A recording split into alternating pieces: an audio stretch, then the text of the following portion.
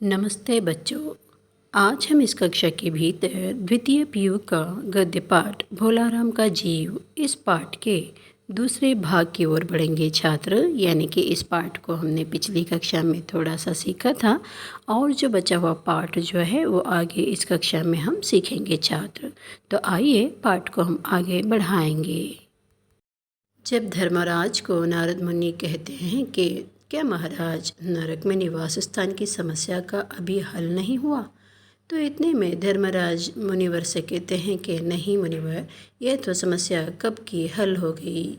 जैसे कि नरक में पिछले सालों से बड़े गुणी कारीगर आ गए हैं, कई इमारतों के ठेकेदार भी आए हैं जो यहाँ पे आकर बड़ी बड़ी नई नई इमारतें खड़ा कर दी हैं।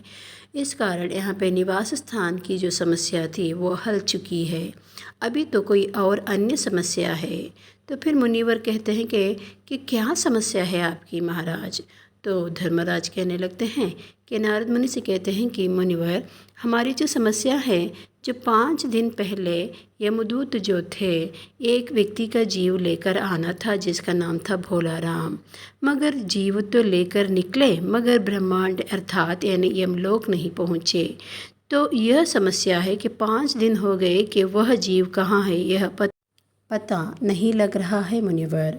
तो वह जो जीव न मिलेगा तो जैसे कि मानो ब्रह्मांड के भीतर पाप और पुण्य और नरक और स्वर्ग का भेद ही मिट जाएगा। इतने में नारद जी ने धर्मराज से पूछा क्या कि उस पर इनकम टैक्स तो बकाया नहीं था, जो हो सकता है उन लोगों ने रोक लिया हो। चित्रगुप्त ने इतने में कहा कि इनकम होती तो टैक्स भरता ना महाराज। इतने में नारद मुनि कहते हैं कि मामला तो बड़ा दिलचस्प है, चलो बताओ, मैं चले जाऊंगा पृथ्वी को, जाके उस जीव को ढूंढ कर ले आऊँगा और मुझे उसका पता बताओ। इतने में चित्रगुप्त जो होते हैं अपनी रजिस्टर बुक देखकर कहने लगते हैं कि वह भोलाराम जबलपुर शहर में घमापुर मोहल्ले में नाले के किनारे एक 1.5 कमरे के टूटे फूटे मकान में रहता है अपने परिवार के साथ। जो अभी जिस घर में इन्हें रोने की आवाज़ आ रही है, जो कि वो भोलाराम का घर है नारद मुनि जी। तो इतने में नारद जो होते हैं वो पता सुनकर पृथ्वी पर आ जाते हैं। आने के बाद यहाँ पे आके भोलाराम के घर पहुँच जाते हैं।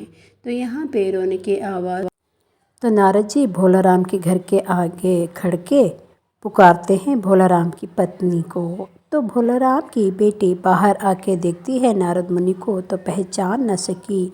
वो कहने लगी कि बाबा आप आगे चले जाओ। तो नारद मुनि कहने लगते हैं कि मुझे तुम्हारी माँ से बात करना है, थोड़ा बुलाओ। तो लड़की अपनी माँ को बाहर भेज देती है।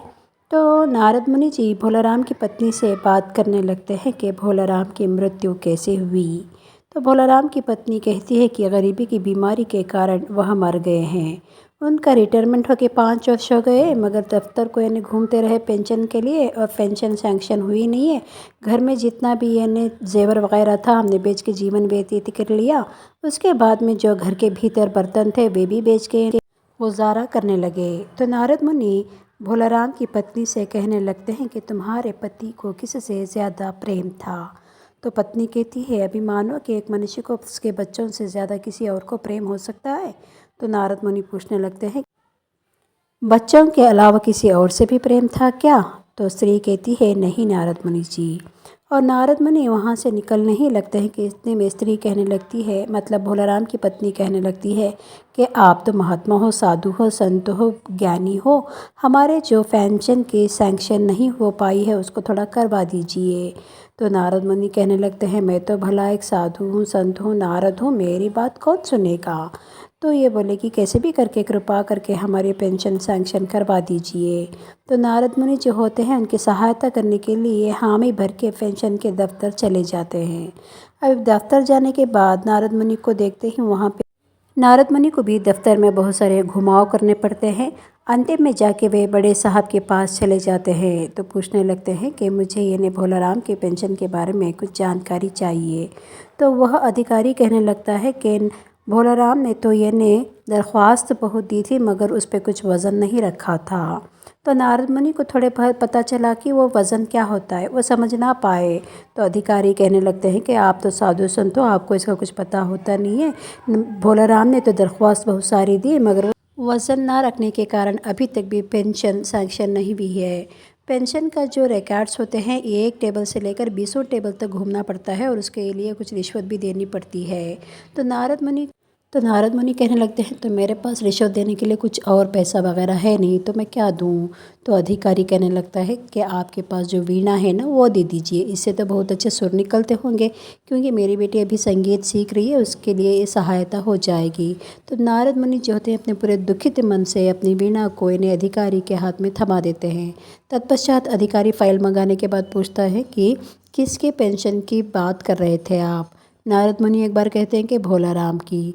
तो फिर अधिकारी वही प्रश्न पूछता है, तो नारद मुनि समझ लेते हैं कि यह अधिकारी थोड़ा यानी कम सुनता है, इसलिए ज़ोर से चिल्ला के कहते हैं कि भोला राम की। तब यानी फाइल से एक आवाज़ आती है कि मुझे कौन बुला रहा है। तो नारद मुनि ने कहने लगते हैं कि मैं नारद, यानी तुम्हें ले जाने के लिए मैं आया हूँ, स्वर्गलोक में तुम्हारा ने इंतज़ार हो रहा है, आ जाओ। तो भोला राम की आत्मा जो होती है वह कहने लगती है, नहीं मैं नहीं आने वाला हूँ, मुझे यहीं पे रहना है और मेरे पेंशन भी सैंक्शन नहीं हुए, तो मैं नहीं आऊँगा, मुझे यहीं पे अच्छा लग रहा है, मैं इस इन्हीं फीलों के भीतर इन्हें रह जाऊँगा। ऐसा वहाँ पे भोला राम की आत्मा जो होती है नारद मुनि से कहने लगती है।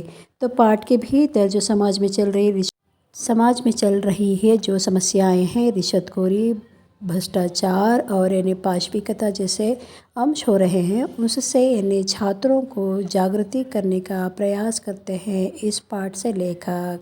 तो अच्छा, तो छात्र, यह भोलाराम का जो जीव था, यह पाठ आपको समाप्त होता है। तो अगली कक्षा में फिर एक नया पाठ के साथ हम मिलेंगे छात्र।